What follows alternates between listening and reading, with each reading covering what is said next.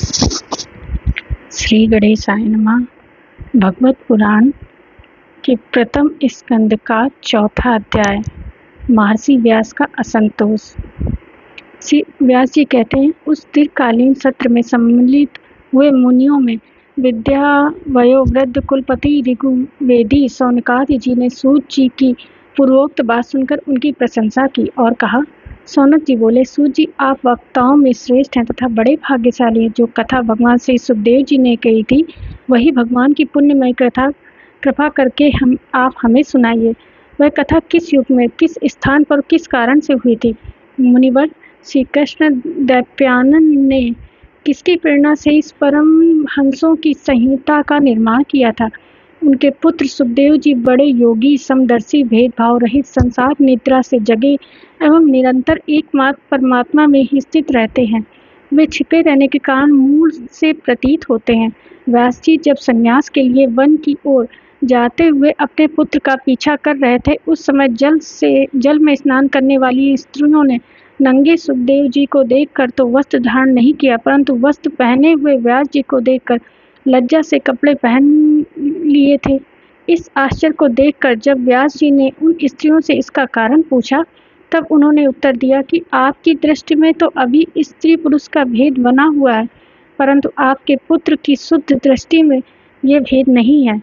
करुणांजलंग देश में पहुंचकर हस्तिनापुर में वे पागल, गूंगे तथा जड़ के समान विचरते होंगे। नगरवासियों ने उन्हें कैसे पहचाना? पांडव नंदन राजसी परीक्षित का इन मौनी सुखदेव जी के साथ संवाद कैसे हुआ, जिसमें ये भागवत संहिता कही गई? महाभाषी सुखदेव जी तो गृहस्थी के घरों को तीर्थ स्वरूप बना देने के लिए उतनी ही देर उनके दरवाजे पर रहते जितनी देर में एक गाय दुही जाती है। सूत जी, हमने सुना है कि अभिमन्यु नंदन परीक्षित भगवान के बड़े प्रेमी भक्त थे। उनके अत्यंत आश्चर्यमय जन्म और कर्मों का भी वर्णन कीजिए। वे तो पांडव वंश के गौरव बढ़ाने वाले सम्राट थे। वे भला किस कारण से साम्राज्य लक्ष्मी का त्याग करके गंगा तट पर मृत्यु पर्यंत अनशन का व्रत लेकर बैठे थे? शत्रुघ्न अपने भले के लिए बहुत सा धन लाकर उनके चरण रखने की चौकी को नमस्कार करते थे। वे एक वीर युवक थे। उन्होंने उस दुष्ट लक्ष्मी को अपने प्राणों के साथ भला क्यों त्याग देने की इच्छा की थी? जिन लोगों का जीवन भगवान के आश्रित है, वे तो संसार के परम कल्याण, अभ्युदय और समृद्धि के लिए ही जीवन धारण करते हैं। उसमें उनका अपना कोई स्वार्थ नहीं होता। उनका शरीर तो दूसरों के हित के लिए था। उन्होंने विरक्त होकर उसका परित्याग क्यों किया? वेदवाणी को छोड़कर अन्य समस्त शास्त्रों के आप पारदर्शी विद्वान हैं सूत जी, इसलिए इस समय जो कुछ हमने आपसे पूछा वह सब कृपा करके हमें कहिए। सूत जी ने कहा, इस वर्तमान चतुर्युगी के तीसरे युग द्वापर में महर्षि पराशर के द्वारा वसु कन्या सत्यवती के गर्भ से भगवान के कलातार योगी राज व्यास जी का जन्म हुआ। एक दिन वे सूर्योदय के समय सरस्वती के पवित्र जल में स्नान आदि करके एकांत पवित्र स्थान पर बैठे हुए थे। महर्षि भूत और भविष्य जानते थे। उनकी दृष्टि अचूक थी। उन्होंने देखा कि जिसको लोग जान नहीं पाते, ऐसे समय के फेरे में प्रत्येक युग में धर्म संकटता और उसके प्रभाव से भौतिक वस्तुओं की भी शक्ति का ह्रास होता रहता है। संसार के लोग श्रद्धाहीन, शक्ति रहित हो जाते हैं। उनकी बुद्धि कर्तव्य का ठीक ठाक निर्णय नहीं कर पाती और आयु भी कम हो जाती है। लोगों की इस भाग्यहीनता को देखकर उन मुनीश्वर ने अपनी दिव्य दृष्टि से समस्त वर्णों और आश्रमों का हित कैसे हो, इस पर विचार किया। उन्होंने सोचा कि वेदाक्तो चतुर्होत्र कर्म लोगों का हृदय शुद्ध करने वाला है।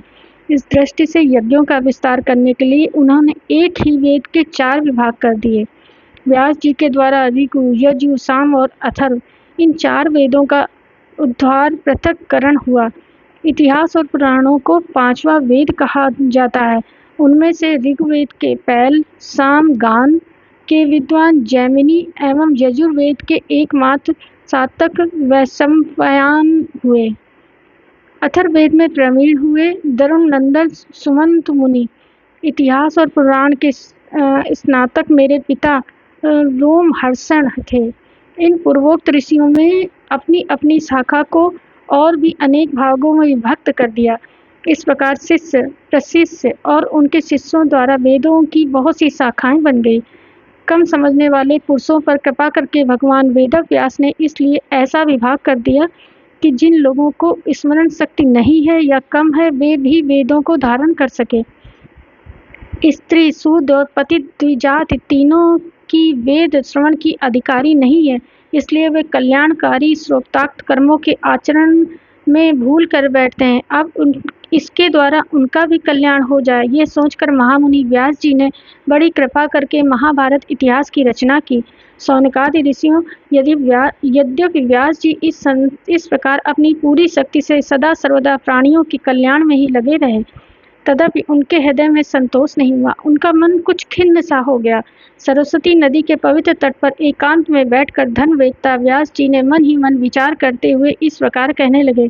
मैंने निष्कपट भाव से ब्रह्मचर्य आदि व्रतों का पालन करते हुए वेद गुरुजन और अग्नियों का असम्मान किया है और उनकी आज्ञा का पालन किया है। महाभारत की रचना के बहाने मैंने वेद के अर्थों को खोल दिया है, जिसमें स्त्री शूद्र आदि भी अपने अपने धर्म कर्म का ज्ञान प्राप्त कर लेते हैं। यद्यपि मैं ब्रह्म तेज से संपन्न एवं समर्थ हूँ, तथापि मेरा हृदय कुछ अपूर्ण काम सा जान पड़ता है। अवश्य अब तक मैंने भगवान को प्राप्त करने वाले धर्मों का प्रायः निरूपण नहीं किया है। वे ही धर्म परम हंसों को प्रिय और वे ही भगवान को भी प्रिय हैं।